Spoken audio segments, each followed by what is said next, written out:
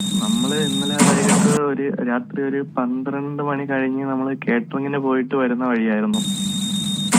അപ്പോഴ് റോഡില് മഴ പെയ്ത് കഴിഞ്ഞൊരു സമയമായിരുന്നു. അപ്പോഴ് റോഡിൽ ഇങ്ങനെ ഒരു മരം ഒടിഞ്ഞ് പോസ്റ്റും കൂടെ ഒടിഞ്ഞു വീണ് കിടക്കുന്നു. നമ്മള് വണ്ടി വന്ന് അടുത്തെത്തിയപ്പോഴാണ് ഇത് കണ്ടത്.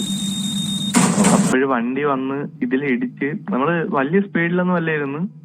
ഇത് നമ്മള് ദൂരെ ഒന്നും കണ്ടില്ല. അടുത്തെത്തിയപ്പോഴാണ് ഈ മരം വീണ് ഈ പോസ്റ്റും വീണ് കിടന്ന് കണ്ടത്.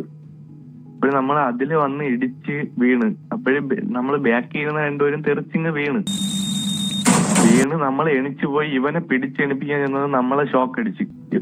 അതായത് ഇവന്റെ കാലിൽ കൂടെ ഈ ലൈൻ കമ്പി ടച്ച് ചെയ്ത് കിടക്കിയിരുന്നു. അപ്പം കാലിൽ കൂടെയും കൈ കൂടെ ഉണ്ടായിരുന്നു. അങ്ങനെ നമ്മൾ ഇവനെ ചെന്ന് പിടിച്ചതും നമ്മളെ ഷോക്ക് അടിച്ച്. എന്നിട്ട് നമ്മള് വണ്ടിയൊക്കെ പിടിച്ച വണ്ടിയിലെ ഷോക്ക് ഉണ്ടായിരുന്നു. എന്നിട്ട് നമ്മള് ഇവനെ പിടിച്ചെണിപ്പിക്കാൻ വേണ്ടി പിന്നെ ഉടുപ്പൊക്കെ ഊരി നമ്മളപ്പോ ആൾക്കാരെയൊക്കെ അവിടെ അത്രയും വിളിച്ചു പോയി. എന്നിട്ട് ഉടുപ്പൊക്കെ ഊരി ഇവനെ വലിച്ച് എടുക്കുന്ന നേരെ ഇവന്റെ ദേഹത്ത് ഷോക്ക് ഉണ്ടായിരുന്നു. അക്ഷയും അമലും വിനോദും ഒരു ബൈക്കിലാണ് എത്തിയത് അല്ലേ? നമ്മൾ ബൈക്കിലാണ് വന്നത്.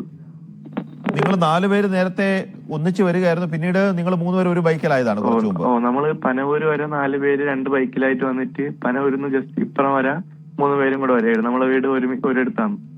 ഈ ബൈക്ക് ഓടിച്ചത് അക്ഷയാണ്? ബൈക്ക് ഓടിച്ചത് അക്ഷയാണ്. അടുത്ത് വരുമ്പോഴാണ് ഈ പോസ്റ്റ് കിടക്കുന്നത് കണ്ടത്? അടുത്തെത്തിയപ്പോഴാണ് ഈ പോസ്റ്റ് കിടക്കുന്നത് നമ്മൾ കണ്ടത്. അപ്പോഴ് നിർത്താൻ പറ്റില്ല, ജസ്റ്റ് അതിൽ വന്ന് ഇടിച്ച് നമ്മള് വീണ്.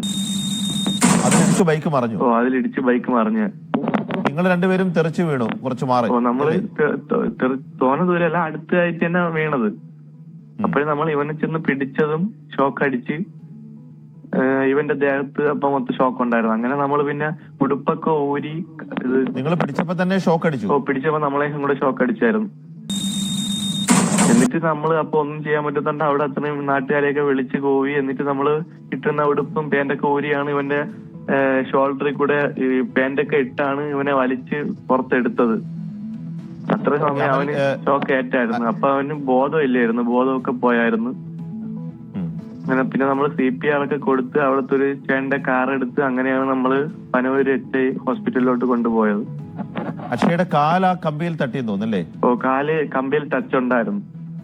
നമുക്കത് എടുത്ത് മാറ്റാനും പറ്റുന്നില്ലായിരുന്നു. പിന്നെ ഞാൻ ഹെൽമെറ്റ് ഒക്കെ വെച്ച് കമ്പി ഇങ്ങനെ പൊക്കി ശ്രമിച്ച് എന്നിട്ട് വലിച്ചെടുക്കാൻ നോക്കിയിട്ട് അത് പറ്റിയില്ല. എന്നിട്ട് പിന്നെ കഷ്ടിച്ചാണ് അവനെ വലിച്ച് അതിൽ നിന്ന് എടുത്തത്. പഠിക്കുന്നവരാണോ നിങ്ങള്? നമ്മൾ പഠിക്കുന്നത്. അവൻ ഡിഗ്രി 3rd ഇയർ ആണ്, ഞാൻ IT പഠിക്കുക. അപ്പൊ പഠിത്തത്തിലും ഇതുപോലെ ഇടയ്ക്കിടയ്ക്ക് ജോലി കിട്ടുമ്പോൾ പോയി ജോലി ചെയ്ത് വരുന്നവരാണല്ലേ? ശനി ഞായറൊക്കെ നമ്മള് ഒരുമിച്ചാണ് കേറ്ററിങ്ങിന് പോകുന്നത്.